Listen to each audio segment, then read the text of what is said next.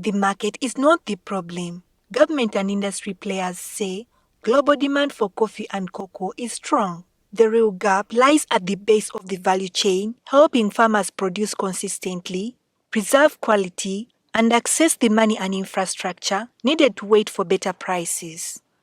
A lot of progress in terms of exports, led by gold, followed by coffee, tea, and now we stand at around 13.5 billion, and this has grown over the last 5 years. We have approved, we have now a project of market access of around 168 million US dollars.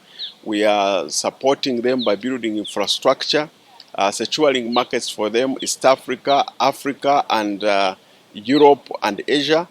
So this effort, bringing together coffee and cocoa growers and farmers to discuss issues on how they can improve the sector, is very welcome, and the government supports it. There is no tax on the export of coffee, but also there is no tax on the machinery that comes to process, to add value.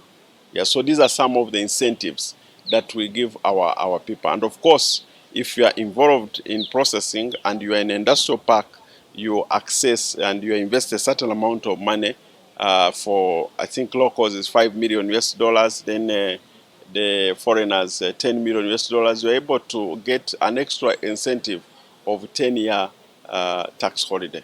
Part of the challenge that we have is that many people are in coffee for the first time. But even those who are in coffee have challenges of money, cash flow. So you find that farmers don't have cash between the time they plant and the time they harvest. So many of them, of course, are selling coffee cheaply, but at the same time, they are compromising on the standards. When you sell coffee in a green state, by the time it gets to the final thing, it has lost value. So the value proposition is what we want to look at. For coffee and cocoa, Uganda's next export gain may depend less on finding buyers and more on keeping value at the farm and processing stage, ensuring that wealth generated abroad begins at home.